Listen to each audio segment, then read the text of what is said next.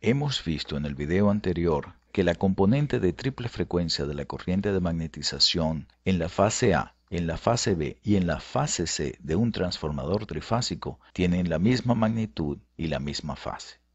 Conectemos ahora tres transformadores monofásicos, como se muestran, en una estrella en el primario. Así, y además unamos el centro de esa estrella con la fuente.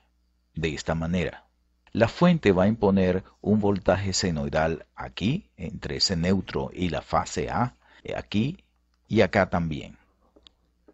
Pero ese voltaje senoidal que aparece aquí, aparece en la bobina de este transformador monofásico, lo que significa que la corriente de magnetización de este transformador va a tener una componente fundamental, IFA, la componente fundamental de la fase A, y además una componente de triple frecuencia, I3F. No le he puesto ningún subíndice a esta corriente de triple frecuencia porque esa corriente va a ser idéntica a la componente de triple frecuencia en la fase B y en la fase C, como vimos en el video anterior.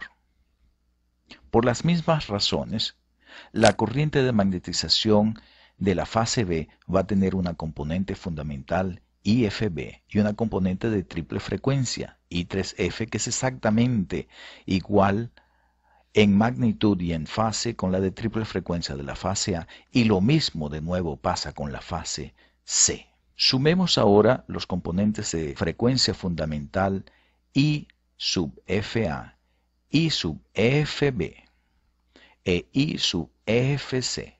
Se suman en este punto y ¿cuánto resulta? Como son tres corrientes senoidales de 60 Hz con diferencias de fases de 120 grados, su suma es 0. No hay ninguna corriente de 60 ciclos por segundo regresándose por ese retorno verde del dibujo. Vamos a ver qué pasa con las corrientes de triple frecuencia, esta y esta y esta.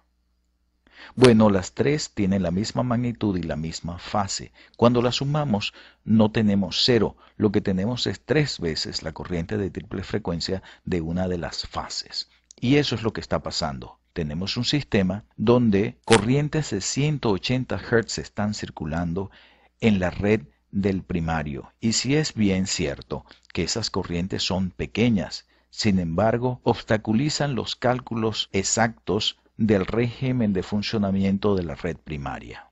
En este caso, esta corriente de magnetización de cada uno de los transformadores tiene una forma como esta, por lo que el flujo es senoidal y el voltaje inducido en el secundario es senoidal, lo que hace muy feliz al usuario, al cliente.